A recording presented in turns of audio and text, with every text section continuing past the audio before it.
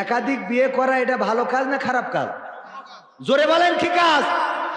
ভয় করতে মা বোনেরা আছে তো, আজকে বাড়ি গেলে ধরবেন যে তুমি ভালো কাজ এটা বলিলে, ধরবেন না চেয়ারম্যান সাহেব? বলবেন তুমি বলিলে কিনা, আপনি তো বলেননি, অসুবিধা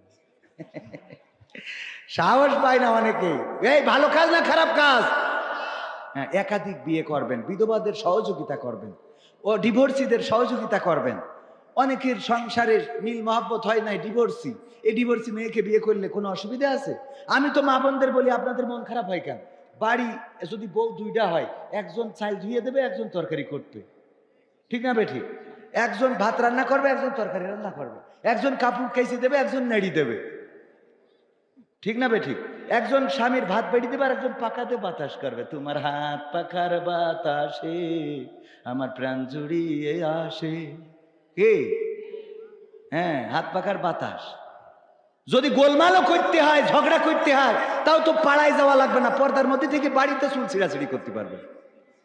সুবিধা আছে না? না, সব সুবিধা ঘরের মধ্যে এক চান্সে পেয়ে যাচ্ছেন। স্বামীর যদি আর একটা বিয়ে দেন, বলেন আলহামদুলিল্লাহ। তাও আসতে করে। এই যুবকরা কো আলহামদুলিল্লাহ। হ্যাঁ, যুবকদের মনের মধ্যে সাহস আছে, তাই একটা বিয়ে করার পরেও শেষ, ও মরি যাবে। পুরুষ মানুষ কয় রকম? কয় রকম? একরকম কি বোঝে না? একরকম হইলো জীবিত, 2 নম্বর হইলো বিবাহিত। বোঝা গেছে যুবকরা? 1 নম্বর কি? জীবিত, 2 নম্বর বিবাহিত। বিয়ে করেছেন তো আপনি মোটামুটি মরিছেন।